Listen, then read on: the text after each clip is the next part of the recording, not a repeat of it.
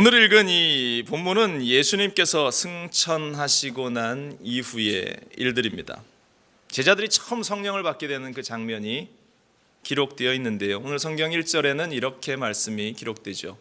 오순절 날이 이름에 그들이 다 같이 한 곳에 모였더니 라고 시작됩니다. 예수님의 제자들이 그래서 모였어요. 예수님의 그 약속의 말씀을 기억하면서 주님께서 하늘로 올려가실 때에 주신 그 약속의 말씀을 기억하면서 그들이 한 곳에 모여 있었는데요, 어떠한 약속이었느냐? 누가복음 24장에 보면 볼지어다 내가 내 아버지께서 약속하신 것을 너희에게 보내리니 너희는 위로부터 능력으로 입혀질 때까지 이 성에 머물라 하시니라. 하늘로부터 하나님이 주시는 그 능력이 너희에게, 우리에게 임할 것이다 라는 그러한 약속이었어요. 당시에 예수님의 제자들에게는 이런 능력이 필요했습니다. 예수를 믿는 것을 인정받지 못하는 그러한 상황 가운데에서 그들의 삶은 너무나 힘들고 고달팠습니다. 또 자신들이 그렇게 의지했던 예수님마저 그렇다고 하늘로 올려가심을 그들이 목격하면서 너무나 허전함 가운데에, 아쉬움 가운데에 삶의 자리로 돌아가야 했고, 뿐만 아니라 이 유대인들이 예수를 믿는다고 하는 그러한 많은 무리들, 주님의 제자들을 핍박하기 시작했다라는 것이죠. 나사렛 예수는 이단이고 잘못된 것이고 그것을 믿는 너희들 역시 이단의 무리들이다라고 그렇게 정죄하기 시작했다라는 것입니다. 가정에서 예수를 믿는다고 미움을 받습니다. 또 사회 가운데에서 예수를 믿는다고 자신의 삶의 영역에서 쫓겨나고 핍박을 받기 시작합니다. 영적으로, 물질적으로 너무 힘든 상황 가운데에서 사도행전 가운데 있는 성도들에게는 하나님의 능력이 절실하게 필요했다라는 것입니다. 핍박과 박해 가운데에서도 넉넉히 살아나갈 그 힘이 그들에게는 필요했다라는 것이에요. 그래서 주님이 약속하신 성령의 충만함을 받으라고 말씀하신, 그 능력을 받으라고 하신 그 약속의 말씀을 그들은 기억하면서 한자리에 모여 있었다라는 것입니다. 우리에게도 그와 같은 능력이 필요한 줄로 믿습니다. 과거에 우리 순복음교회가 이단이라는 이야기를 얼마나 많이 들었는지 모릅니다. 그렇지만 성령의 충만함과 그 능력을 사모하는 많은 사람들이 교회 가운데에 모여들었습니다. 소외된 사람들이 모였고, 가난한 사람들이 모여들었고, 병든 사람들이 모여들었습니다. 그래서 함께 기도하자 성령의 충만함이 그들 가운데 있어서 문제가 해결되는 놀라운 역사가 나타났고, 병자가 치료되는 기적의 역사가 일어났고, 앉은뱅이들이 일어나고 귀머거리 귀가 열리고 삶의 모든 문제가 해결되는 일까지 일어나니까 기성의 많은 교단들이 이 초대교회 이후에는 주님이 주시는 은사가 중지되었다라는 은사 중지서를 이야기하면서 순복음교회를 이단으로 몰아가기 시작했다라는 것입니다. 엄청난 비난의 이야기들이 쉼없이 쏟아졌는데요, 그런데 오늘날 어떻습니까? 어느 교회도 어느 누구도 성령의 역사, 성령이 주시는 그 능력, 성령을 통해서 나타나는 수많은 은사들을 부인하는 교회는 없다라는 것입니다. 오히려 그렇게 박해하던 장로교회들이, 오히려 그렇게 박해하던 그러한 기존의 교회들이 오히려 성령 운동을 하며 성령의 충만함을 받기 위해서 그렇게 애쓰고 있는 모습을 우리가 지금 바라보고 있지 않습니까? 지금은 어느 누구도 순복음교회를 향해서 이단이라고 이야기하지 않습니다. 열심히 그들이 성령 운동을 펼쳐나가는 것을 봅니다. 초대교회뿐만 아니라 오늘날 지금 우리에게도 이 성령의 충만함과 능력이 필요한 줄로 믿습니다. 우리에게 그러한 능력이 필요하기 때문에 우리는 기도했고, 초대교회에 임한 그러한 성령의 능력이 우리 가운데 있기를 사모하면서 우리가 날마다 하나님께 기도함으로 우리가 그러한 능력을 받았던 것 아닙니까? 초대교회 성도들처럼 세상에서 능력 있게 살아가는 사람들이 되었습니다. 진짜 그리스도인들이 되었습니다. 거대한 영향력을 나타내는 그러한 사람들이 되었다라는 것입니다. 초대교회 성도들이 성령을 받고 그들이 방언을 말하기 시작하자 베드로가 나가서 설교할 때 어떠한 일이 일어납니까? 3,000명이 주님께로 돌아오고 5,000명이 순식간에 주님께로 돌아오는 그러한 기적의 역사, 병자가 고침을 받고 귀신 들린 사람의 귀신이 떠나가고 앉은뱅이들이 일어나고 죽었던 자가 살아나는 그러한 기적들이 매일매일 일어나게 되었다라는 것이죠. 여러분들 어떻습니까? 여러분들의 기억 가운데에도 내가 성령의 충만함을 받고 하나님의 은혜가 내 가운데에 임하자 우리의 삶의 문제들이 해결되고 수많은 기적과 회복의 역사들이 여러분들의 삶과 우리의 인생 가운데 일어났음을 우리가 경험하지 않았습니까? 아멘? 우리는 그러한 성령의 은혜와 능력들을 경험했던 사람들이었다라는 것입니다. 삶의 수많은 기적과 회복이 일어났었단 말입니다. 그런데 어찌된 일인지 지금 우리의 삶을 돌아보니까, 지금 현재의 나의 삶을 돌아볼 때에 여전히 그러한 능력이, 그러한 은혜가 여전히 하나님의 그 축복된 일들이 우리 가운데에 넘쳐나야 하는데 문제는 그렇지 않다는 데 있다라는 것입니다. 여전히 하나님의 능력들이 우리 가운데에 넘쳐나야 하는데 지금 우리의 삶의 현장 가운데는 그렇지 못하다라는 것입니다. 그래서 제가 오늘 본문의 제목을 여전히 성령 충만하십니까? 우리의 삶 가운데 여전히 성령 충만함이 있다면 우리의 인생 속에 회복의 기적이 일어나야 한다라는 것입니다. 여전히 내 삶 가운데 성령의 충만함이 있다면 내 인생 속에 기적의 역사가 일어나고 있어야 한다라는 사실입니다. 오늘 이 시간 우리가 스스로를 한번 돌아보기를 바랍니다. 여전히 내가 성령의 충만함 가운데에 붙잡혀 있는가? 성령님이 내 안에 충만케 하시는 은혜의 역사들로 나와 함께하고 계시는가? 오늘 이 시간 스스로에게 묻고 답을 얻어 돌아가는 여러분들 되시기를 주님의 이름으로 간절히 부탁을 드립니다. 먼저 성령이 충만한 사람은 이렇다라는 것이죠. 첫 번째로 성령에 충만하면 말씀에 순종한다라는 사실입니다.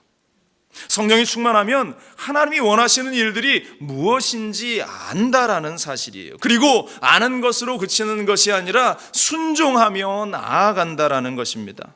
그리고 반대로 우리가 순종할 때에 내 안에 주시는 하나님의 성령의 충만함이 지속되어진다라는 사실, 그리고 주님의 말씀에 순종함을 통해서 성령의 놀라운 역사를 우리가 경험하게 된다라는 것입니다. 반대로 이야기하면 내가 주님의 말씀에, 우리 예수님의 말씀에, 하나님이 나에게 주시는 이 말씀에 순종하지 않는다라고 한다면 나는 성령이 충만하지 않은 사람이다라고 우리는 이야기할 수 있을 것입니다. 사도행전 1장 4절로 5절에 이렇게 말씀합니다. 사도와 함께 모이사 그들에게 분부하여 이르시되 예루살렘을 떠나지 말고 내게서 들은 바 아버지께서 약속하신 것을 기다리라. 요한은 물로 침례를 베풀었으나 너희는 몇 날이 못되어 성령의 침례를 받으리라 하셨느니라. 성령의 침례, 성령의 충만함을 너희가 받게 될 것이다 라고 예수님께서 마지막으로 말씀을 하셨어요.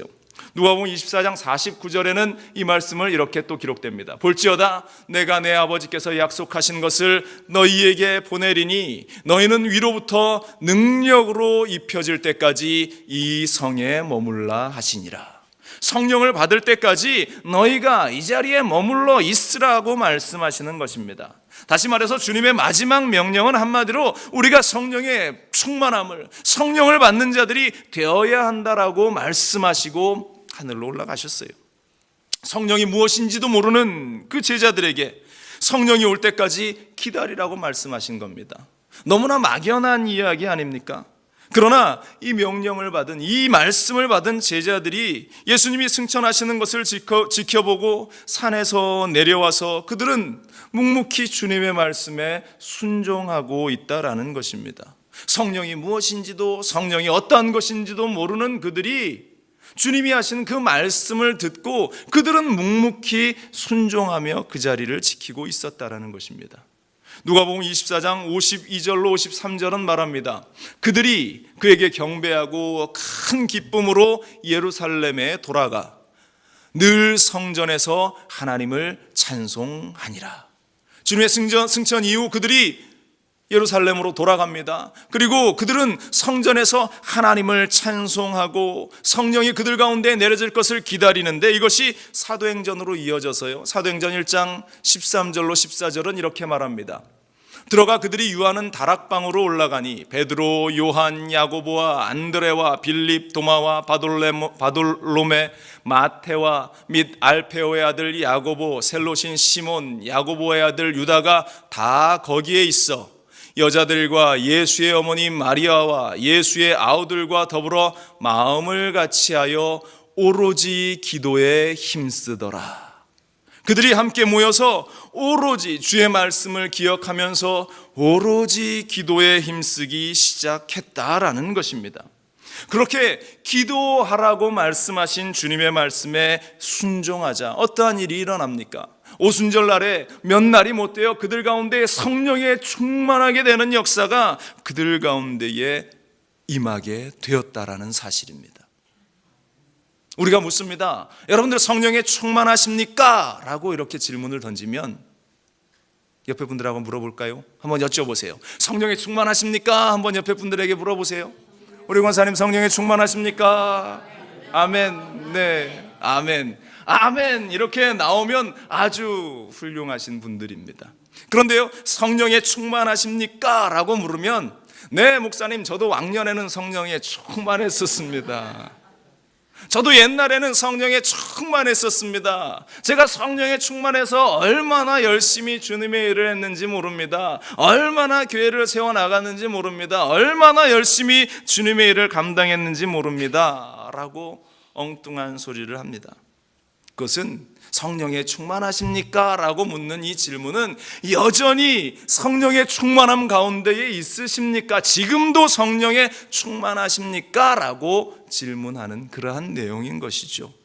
여러분들 여전히 성령의 충만함 가운데 있으십니까? 여전히 성령이 여러분들을 붙잡고 살아가십니까? 우리는 힘있게 성령의 충만함이 있다라고 고백하는 인생들이 되어야 할 줄로 믿습니다.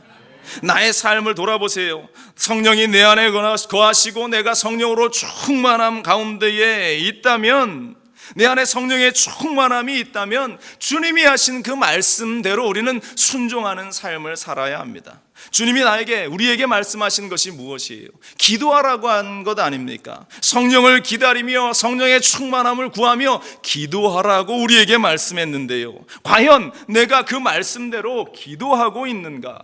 내가 얼마나 나의 하루의 시간들 속에, 나의 삶의 시간들 속에서 내가 하나님께 기도하고 있는가? 내 기도가 그냥 형식적인 기도로서 그렇게 머물고 있지는 않은가?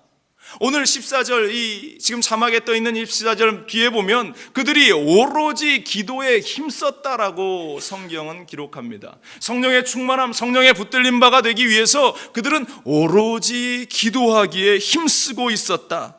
기도가 뭔지도 모르고 성령이 뭔지도 모르는 사람들이 그렇게 모여 앉아서 하나님 앞에 기도하고 있다라는 것입니다. 오로지 성령의 충만함, 주님께서 주신 그 능력을 받기 위해서 그들은 끈질기게 기도의 자리를 지키고 있었다라는 것입니다. 주님께서 들려 올라가는 모습, 그 장면을 목격한 사람들은 한 500여 명 되었다라고 성경은 이야기하죠.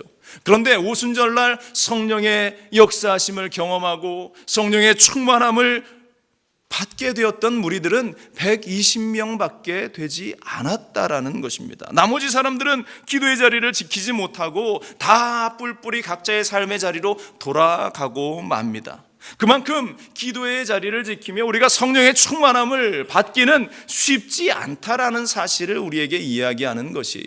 우리는 끈질기게 앉아서 오로지 기도에 힘썼던 초대교회 성도들의 모습처럼 하나님께 기도하며 기도하라 말씀하신 주님의 말씀에 순종하는 자들이 되어야 할 줄로 믿습니다. 우리가 신앙생활하면서요, 여러 가지 일들이 우리 가운데 생깁니다. 때로는 불만족스러운 일들도, 짜증나는 일들도, 신앙의 나태함도, 또 10년, 20년, 30년 신앙생활이 쭉 지속되어다 보면 그것이 나태함으로 습관적으로 우리에게 다가올 때가 너무나 많이 있어요. 그래서 새벽 예배는 물론이고 금요일 성령대망에도 물론이고 주일날 교회 가는 것조차 점점 우리에게 나태함으로 다가올 때가 너무 많다라는 것이에요. 과연 우리의 삶 가운데 그러한 모습이 있다면 내가 성령 충만하다고 할 수 있겠는가? 단언컨대 그러한 모습은 성령에 충만하지 않은 모습이다라고 저는 확신합니다. 성령이 충만한 사람이라면 기도의 자리로 달려나가기를 소망하고, 성령이 충만한 사람이라면 예배의 자리에 있기를 원하는 것이 바로 성령 충만함을 받아 누리고 있는 사람들의 삶의 모습이다라는 것입니다. 여러분들 성령 충만함을 위해서 매일 기도하십니까? 얼마나 기도하십니까? 단지 10분 기도하고 20분 기도하고 내가 성령에 충만하다고 이야기할 수 있습니까? 우리의 기도 시간은 최소한 그래도 하루에 1시간 이상씩은 기도해야 하는 것이에요. 그래야 우리가 성령께 붙들림 바 될 수 있고 주님의 음성을 들을 수 있고 주님을 만나는 사람이 될 수 있어요. 목사님, 제가 이렇게 바쁜데 어떻게 하루에 1시간씩이나 기도를 할 수 있겠습니까? 어떤 사람은 이렇게 이야기할 수도 있어요. 그러면서 밥 먹는데 시간을 씁니다. 쇼핑하는데 시간을 보내기도 합니다. 잠자는데 많은 시간을 할애하기도 합니다. 하루 1시간 기도하지도 못하면서 나의 삶의 여러 영역에서는 그렇게 많은 시간을 사용하고 있다라는 것입니다. 여러분들 함께 기도할 수 있게 되기를 간절히 축원을 드립니다. 기도해야 합니다. 이 기도는 개인 골방에서 기도하는 것도 좋지만 우리가 함께 모여서 기도해야 하는 것이에요. 하나님께서 교회를 세우신 목적이 무엇입니까? 함께 모여 기도하라는 것이에요. 하나님께서 초대교회를 세우시고 그들로 하여금 기도하게 하신 이유, 함께 모여 주님을 예배하고 주님께 기도하라고 하신 그 목적을 우리는 잊지 말아야 할 줄로 믿습니다. 그러므로 여러분들 교회에 나와 기도하고 새벽을 깨우며 기도하고 교회 모임을 찾아다니면서 기도할 수 있는 여러분들 되시기를 간절히 축원을 드립니다. 말씀에 순종하며 기다린 그들의 결과가 어떻습니까? 성령의 충만함을 받지 않습니까? 하나님의 약속이 그들 가운데에 임하게 되고 이 120명의 그 모인 제자들이 성령의 충만함 가운데에 주님 앞에 새 시대를 이끌어가는 리더로서 쓰임받고 있음을 우리는 목격하게 됩니다. 여러분들 지금 말세를 살아가는 이 때에, 마지막 때를 살아가는 이 시대에 하나님 앞에 쓰임받는 사람들이 되기를 원하십니까? 주님의 말씀에 충만함 가운데에 순종의 길을 걸어나가는 여러분들 되시기를 간절히 축원을 드립니다. 순종하여 기도하면 성령의 충만함이 내 안에 있고 그 성령의 충만함이 우리로 하여금 주님의 일을 감당케 하는 것입니다. 여러분들 성령이 충만하면 주님의 말씀에 순종하는 자들이 된다. 이 사실을 잊지 않기를 간절히 축원을 드립니다. 두 번째로 성령이 충만하면 마음의 걸림돌들이 생기지 않는다라는 것입니다. 성령 충만하면 마음을 어렵게 하는 일들이 생겨날 수가 없다라는 것이에요. 여러분들 트라우마라는 이야기를 요즘 많이 듣습니다. 조금만 하면 나는 트라우마가 있어, 나는 이 사건에 대해서, 이 일에 대해서 트라우마가 있어 라고 그렇게 이야기합니다. 물론 실제로 우리가 교통사고를 크게 당하고 나면 운전대를 잡는 것이 쉽지 않아요. 심리적인 압박 가운데에 너무나 어려움을 겪는 것이 사실입니다. 심리적인 치료가 반드시 있어야 한다라고도 이야기합니다. 저도 이 시애틀 공항에서 한 8시간 가까이를 붙잡혀 있었습니다. 그래서 이민국을 이렇게 떠올리면 마음 가운데에 부담감이 늘 존재합니다. 내가 또 이게 어디 한번 나갔다 들어오는 가운데 이 사람들이 또 나를 붙잡지 않을까? 지금은 그런 문제들이 다 해결되어서 그럴 일들이 없는데도 그것을 떠올리면 마음 가운데 그러한 압박이 조금 느껴질 때가 있어요. 한동안 그 일을 생각하면 알 수 없는 마음의 분노가 확 스물스물 올라오는 것을 스스로가 느꼈던 적도 있습니다. 아마 그때의 기억들이 조금 작용한 것 같은데요. 이 초대교회 가운데에도 그러한 트라우마가 하나 존재하고 있었습니다. 바로 그것은 가룟 유다의 문제였어요. 그들이 주님이 말씀하신 대로 그 말씀에 순종해서 여러 날 그들이 함께 기도하고 있는데요, 몸과 마음 가운데에 거리낌이 되는, 걸리는 문제들이 자꾸 생각이 나는데 바로 그것이 가룟 유다의 문제였어요. 가룟 유다, 예수님을 배반한 그 제자 가룟 유다의 사건이 자꾸 제자들의 마음과 머리를 흔들어 놓기 시작하는데요, 가룟 유다의 그 위치가 제자들의 무리 가운데에 어땠습니까? 가룟 유다는 꽤 중요한 포지션을 차지하고 있었습니다. 왜냐하면 어떤 공동체이든 그 공동체의 재정을 맡기는 그러한 사람은 공동체에서 그래도 가장 신뢰할 만하고 믿을 수 있는 사람들에게 재정을 맡기지 않습니까? 우리 백사남 장로님이 우리 재정부장이신데 우리가 장로님을 못 믿는다면 재정부장의 역할을 맡기겠어요? 가장 믿을 만하고 가장 신뢰하니까 재정부장의 자리를 장로님에게 맡기는 것 아니겠어요? 가룟 유다의 위치가 그러한 위치였습니다. 이 제자들의, 또 예수님과 함께하는 그러한 무리들의 모든 재정을 담당하고 있었던 그러한 사람이었는데 얼마나 많은 사람들이 신뢰하고 믿을 만한 사람이었다라고 인정한 사람이었겠어요? 똑똑한 사람이었겠지 않겠습니까? 그런데 그랬던 사람이 예수님을 팔아먹고 배반하고 그의 삶이 자살로 마무리되어지는 그러한 일련의 일들을 보면서 제자들 마음 가운데 그것이 상처로, 트라우마로 자리 잡기 시작합니다. 만약 나도 저 유다처럼 예수님을 배반하면 어떻게 될까? 나도 저 유다처럼, 저 가룟 유다처럼 내가 예수님을 버리고 그냥 그러한 삶을 세상으로 돌아가면 어떻게 할까? 또 그들과 함께하지 않는 그러한 예수님, 하늘로 올라가신 예수님을 그들이 성령의 충만함을 주시겠다라고 말씀하시고 기다리고 있지만 혹시 이 예수님의 사역이 이것으로 끝나버린 것은 아닌가 하는 그러한 상처와 그러한 생각들이 이 제자들의 마음을 흔들어 놓기 시작하면서요, 그들의 마음 가운데에 두려움과 또한 걱정과 염려들, 그러한 마음의 걸림돌들이 막 생겨나고 있었다라는 것입니다.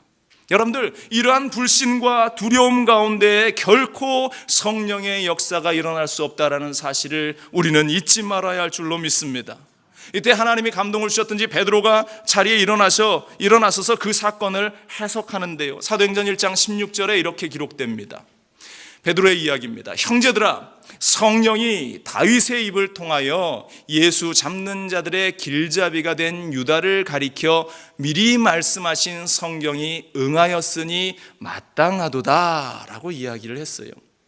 바로 이 가룟 유다의 사건이 이미 하나님께서 다윗 때에 그에게 알게 하셔서 예정하신 일이고 그것이 이제 예수님 때에 이루어지고 성취되었기에 이것은 더 이상 우리의 마음을 무겁게 하는 일들이 아니라 하나님이 계획하신 일들이고 그것이 이루어졌기에 우리는 더 이상 상처 가운데 머물러 있을 필요가 없고 그 사건 때문에 두려워할 필요가 없다. 그리고 그 배반자의 삶의 마지막은 얼마나 비참한 모습인가, 그것을 너희는 지켜보아야 한다라고 이야기하면서 더 이상 그 상처의 자리에 머물러 있지 않도록 이 베드로를 통해서 그 제자들을 붙잡아 주시는 주님의 모습을 발견합니다. 그리고 유다를 대신해서 봉사와 사도의 직무를 감당할 수 있는 이 마띠아라는 사람을 세우면서 그 부정적인 요소를 다 제거해 버리고 그리고 그 이후에 성령의 충만함을 받을 수 있도록 그렇게 만들어 가시는 하나님의 모습이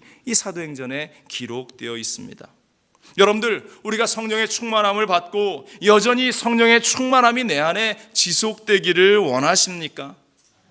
아멘. 그렇다면 내 마음 가운데에 부정적인 요소를 주는 것, 두려움을 주는 요소를 다 제하해 버리시기를 주님의 이름으로 간절히 축원을 드립니다.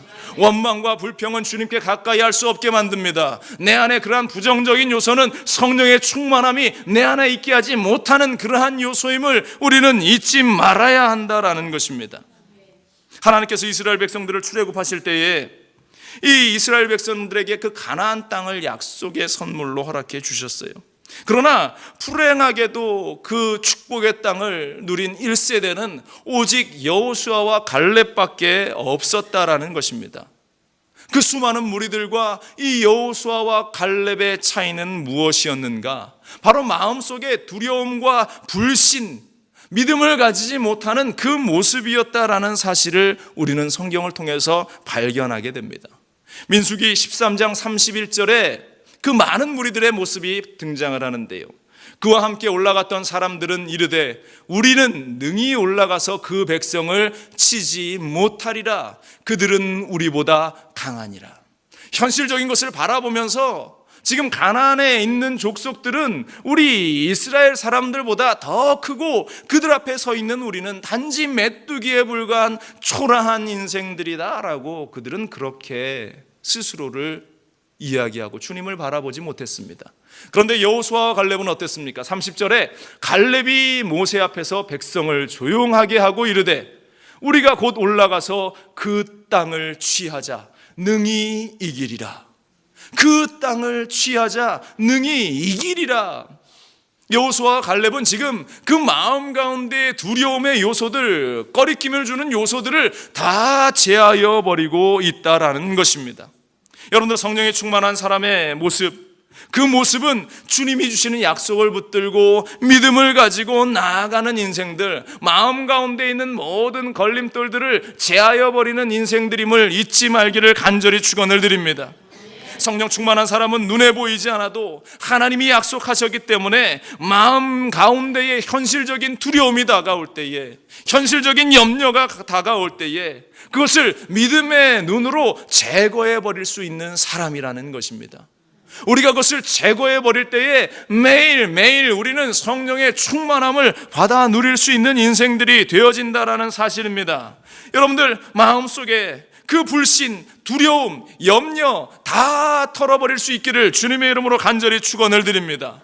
혹시 우리 가운데에 우리 순복음 중앙교회가 힘이 없어서 부흥할 수 없어 라고 하는 부정적인 생각이 있으십니까? 오늘 이 시간 그 부정적인 생각을 다 떨쳐버리기를 간절히 축원을 드립니다. 성령 충만하지 않은 생각입니다. 날려버리기를 바랍니다. 우리 교회는 반드시 부흥하게 될 것입니다. 우리 교회는 이 시카고뿐만 아니라 온 미주에 가장 영향력 있는 교회로 성장하게 될 줄로 믿습니다.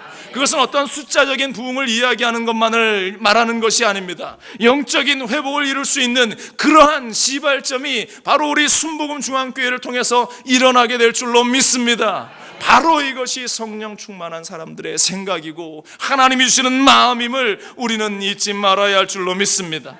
성령이 충만하면요, 어떠한 일들이 다가와도 마음에 섭섭함이 다가오지 않습니다. 불편함이 생기지 않습니다. 그 모든 것들을 다 제하여 버리고 이길 수 있는 힘을 가진 사람이 된다라는 사실, 여러분들은 성령 충만하십니까? 마음에 있는 그 걸림돌을 다 내어 던져버릴 수 있기를 간절히 축원을 드립니다. 세 번째로, 성령 충만하면 맡은 일에 열정이 가득한 사람이 된다라는 사실입니다. 혹여 지금 나의 삶 가운데에, 내 인생의 영역들 가운데에서 열정이 사라지고 있습니까? 직장에 이래도 그렇고, 가정에 이래도 그렇고, 교회에 이래도 그렇고 열정이 사라져버리고 그냥 그렇게 하루하루를 살아가고 있다면 내 영적인 부분에 문제가 생기고 있다는 것입니다. 성령이 충만하지 못한 나의 모습이다라는 사실을 우리는 깨달아야 하는 것입니다.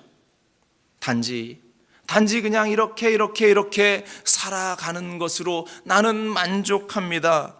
아니요, 우리의 삶은, 성령이 충만한 사람들의 삶은 그 사명을 깨닫고 그 사명을 알고 주님의 음성에 민감해서 달려나가는 인생들이라는 것입니다.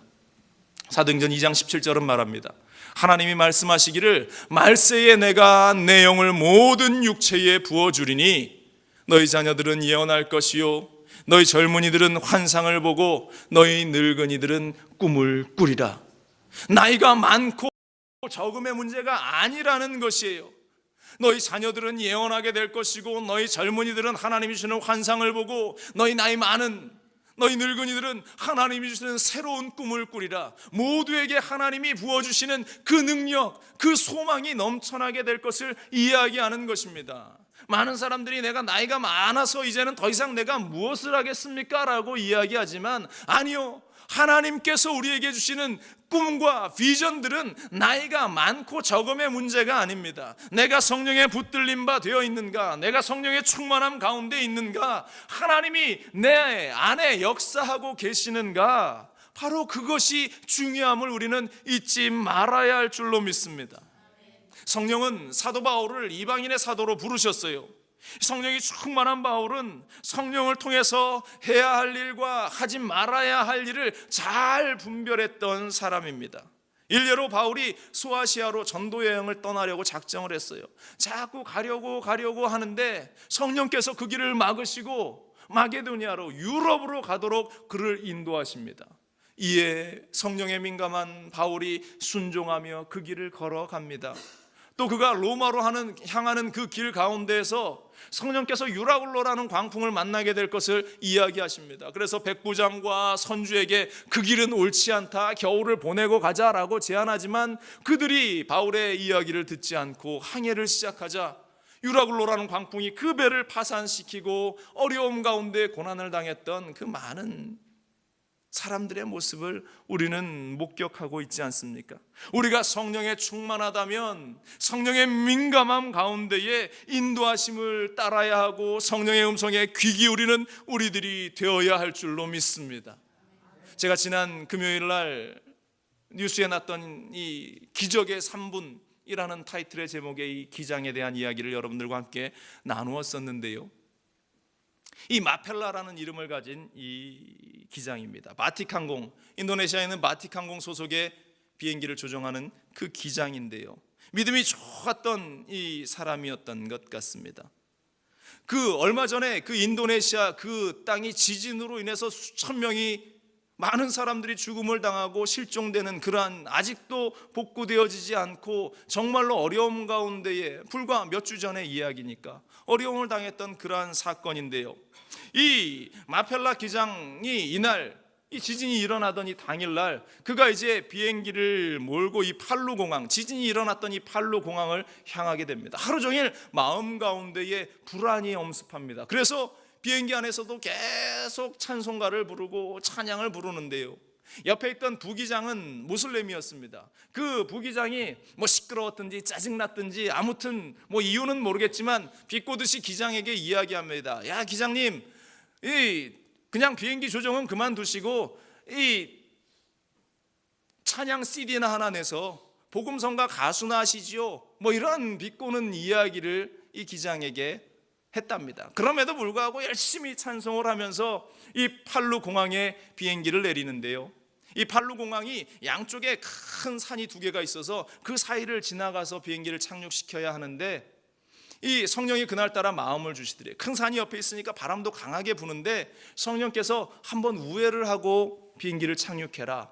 성령이 주시는 마음에, 그 말씀에 그가 반응하면서 비행기를 한번 우회하고 팔루 공항에 무사히 안착합니다. 그런데 공항에 들어가서도 자꾸 마음 가운데에 비행기를 빨리 출발시켜야 한다, 비행기를 빨리 출발시켜야 한다, 그러한 마음을 성령께서 자꾸 주시더래요. 그래서 모든 승무원들에게 오래 쉬지 말고 딱 20분만 휴식을 취하고 우리가 바로 출발하도록 하자 이야기하고, 본인도 조종석에서 내리지도 않고 그 자리에 앉아서 이 관제탑과 계속 송신을 합니다. 빨리 출발할 수 있도록, 우리 비행기가 빨리 출발할 수 있도록 스케줄을 좀 조정해 주십시오. 그런데 여러분들, 비행기가 출발하는데 3분 먼저 출발하는 것도 굉장히 큰 시간이라고 이야기를 합니다. 그런데 조르고 졸라서 도저히 일정이 안 되는데도, 불가능한 일인데도 이 관제탑 직원이 이 마펠라 기장의 이야기를 듣고 3분 빨리 출발해 줄 수 있도록 출발 허가를 해줍니다. 그 허가가 떨어지자마자 이 기장이 가속 레버를 올리기 시작하는데요, 원래 이 가속 레버를 올리는 것은 부기장의 역할이랍니다. 기장이 가속 페달을 밟으면 항공법에 위반이 되어서 나중에 징계를 받는 그러한 요소가 된대요. 그런데도 자기도 모르는 사이에 이 가속 페달 레버에 손을 기장이 대고 위반이고 뭐고 생각할 겨를도 없이 비행기를 빨리 출발시켰고, 그 비행기가 일정보다 3분 앞서 하늘을 향해서 떠오르기 시작합니다. 그런데 비행기가 떠오를 때에 비행기가 막 요동치면서 흔들렸대요. 그때 지진이 일어나기 시작했던 것입니다. 그때도 어떠한 상황인지 이 마펠라 기장은 알지 못합니다. 그가 이제 다른 공항에 착륙해서 그 모든 것들을 나중에 듣게 되었는데요, 그때에 바로 그 팔로 공항에 지진이 일어나서 활주로가 다 뒤틀려지고 종이짝처럼 찢어지는 그러한 상황이 생겨났다는 겁니다. 만약 그 3분만 늦었다면 이 기장과 그 안에 있었던 140명의 사람들이 다 죽게 되는 그러한 일이 일어났을 텐데, 성령의 음성에 민감하고 하나님의 말씀에 민감했던 이 마펠라 기장의 그 기도와 그 민감함 덕분에 하나님께서 그 모든 사람들을, 140명의 사람들을 살려주셨다 라는 것이죠. 그 지진 때문에 많은 사람들이 목숨을 잃었습니다. 1000명이 넘는 사람들이 목숨을 잃고 그 온 마을이 폐허가 되어버리는 그 가운데에 하나님께서 이 마펠라 기장과 그와 함께 했던 140명의 사람들, 그들이 그리스도인이 아니었음에도 그들을 하나님께서 구해 주셨다라는 것입니다. 단지 이 한 사람, 성령에 충만한 이 한 사람을 통해서 하나님께서 그 많은 영혼들을 또다시 구원해 주셨다라는 것이죠. 이 마펠라 기장은 이야기합니다. 어떤 상황에서도 당황하지 말고 성령님을 통한 하나님의 음성을 잘 들으려고 해야 한다라고 그는 그 다음 주일, 그가 생명을 건지고 하나님의 역사하심을 경험하고 난 그 다음 주일에 비행 일정을 취소하고 교회에 가서 9월 29일 날 그가 교회에 가서 간증했던 이야기가 기사들로 지금 많이 떠 있어요. 여러분들, 성령에 충만한 사람은 무엇을 하고 어디에 있어야 할지, 어떠한 일을 해야 할지, 어렵지만 힘들지만 주님이 하시는 그 말씀을 민감하게 듣고 그 길을 따라 나가는 사람들임을 우리는 기억해야 할 줄로 믿습니다. 여러분들이 성령에 충만하다면 주님의 말씀을 귀 기울이면서 주님께서 주시는 그 말씀대로 여러분들의 삶을, 여러분들의 인생을 열정 가운데에 주님께 드릴 수 있는 인생들이 되어야 할 줄로 믿습니다. 사도행전 1장 8절은 우리에게 이렇게 말씀하시죠. 오직 성령이 너희에게 임하시면 너희가 권능을 받고 예루살렘과 온 유대와 사마리아와 땅끝까지 이르러 내 증인이 되리라. 우리의 삶에 주어진 하나님의 사명은 바로 이것이고, 우리는 그 말씀에 귀 기울이면서 내가 성령의 충만함 가운데에서 그 일을 감당하는 인생, 바로 그것이 우리의 살아가는 의미이고 목적이고 방향이라는 사실을 우리는 잊지 말아야 할 줄로 믿습니다. 지난 주일날 우리가 예배를 다 마치고요, 식사도 다 마치고 난 다음에 우리 김종인 장로님이 저를 딱 불러서 이런 이야기를 하시더라고요. 목사님, 저하고 잠시 이야기합시다. 그래서 김종인 장로님이 말씀을 하시는데, 목사님, 제가 하나님이 나에게 주시는 사명이 무엇인지 다시 한번 생각하게 됐습니다 라고 이야기하시면서요, 제가 다른 여러 가지 것들을 봉사하는 것도 좋지만 지금 교회에 나오지 못하고 차편이 없어서 거동이 불편해서 교회에 나오지 못하는 분들을 내가 잠시 찾아가서 예배 전에 그들을 데리고 오는 일을 제가 하겠습니다. 그러한 이야기를 하시는 것을 제가 듣고 얼마나 마음에 감동을 받았는지 몰라요. 역시 하나님께 붙들린 데 받은 사람은 다르구나. 역시 하나님께서 그 마음을 주시고 그것을 하나님께서 캐치할 수 있도록 우리 장로님에게 그 마음을 주셨구나 생각이 들면서 얼마나 제 마음이 따뜻하고 제가 기뻤는지 모릅니다. 우리가 살아가면서 하나님이 나에게 원하시는 그 마음들, 하나님이 나에게 원하시는 그 일들이 무엇인지 우리는 깨달을 수 있는 자들, 또 그것을 알고 열심을 다해서 그 일을 감당할 수 있는 우리들, 바로 그것이 하나님께서 나에게 주신 이 삶의 목적이라는 사실을 우리는 잊지 말아야 할 줄로 믿습니다. 우리가 2018년을 시작하고 이제 오랜 시간이 지나고 벌써 10월 중순, 2달 반 정도의 시간밖에 이제 남지 않은 이러한 상황들 속에서 여러분들, 이제 결산의 때가 다가올 때에 내가 올 한 해를 돌아보고 뿐만 아니라 내 삶을 돌아보며 하나님 앞에 섰을 때에 내가 성령의 충만함을 가지고 열심히 주님의 일을 감당을 했는가? 여러분들, 올해가 다 지나가기 전에 스스로에게 한번 묻기를 간절히 부탁을 드립니다. 그리고 내가 여전히 성령의 충만함 가운데에 있는가? 여전히 내 안에 성령의 역사하심이 있고 내가 여전히 그 성령의 음성에 민감하게 반응하고 있는가? 우리 순복음 중앙교회 사랑하는 성도 여러분들, 주님이 원하시는 그 마음을 놓지 않기를 간절히 축원을 드립니다. 성령이 충만한 사람은 주님의 말씀에 순종합니다. 성령이 충만한 사람은 마음 가운데에 어떠한 거리낌도 그냥 그렇게 내버려 두지 않습니다. 성령의 충만한 사람은 주님의 말씀을 붙들고 맡겨주신 그 일을 열정을 다해서 감당해 나아갑니다. 여러분들 가운데 그러한 마음이 있습니까? 그러한 일들이 일어나고 있습니까? 그런 분들은 성령으로 충만한 사람들입니다. 또 혹여라도 그 마음이 조금 식어졌습니까? 다시 한번 내가 성령의 충만함을 구하며 일어설 수 있기를 간절히 축원을 드립니다. 우리 주님께서 우리를 붙들어 주시고 주님의 자녀로서, 주님의 사람으로서 이 세상 가운데에 빛과 소금의 역할을 감당할 수 있는 자들로 우리를 세워주실 줄로 믿습니다. 주님의 말씀에 민감하고 주님의 말씀에 귀 기울이는 저와 여러분들 되시기를 간절히 축원을 드립니다. 기도하겠습니다. 오늘 우리에게 주시는 말씀들을 우리가 기억합니다. 여전히 성령의 충만함 가운데에 있는가? 여전히 내가 성령의 충만함 가운데에 붙잡혀 있는가?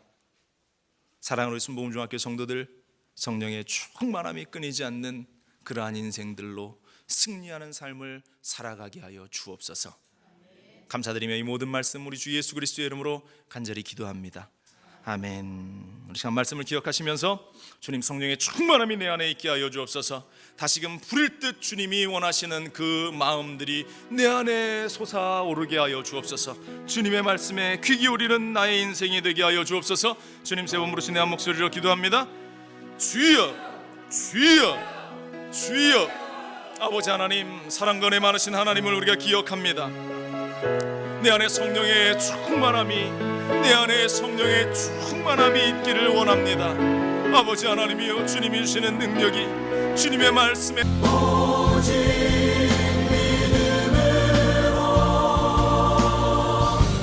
믿음으로 내가 살리라.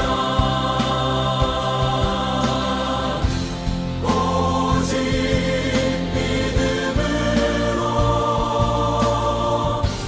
믿음으로 내가 살리라. 오직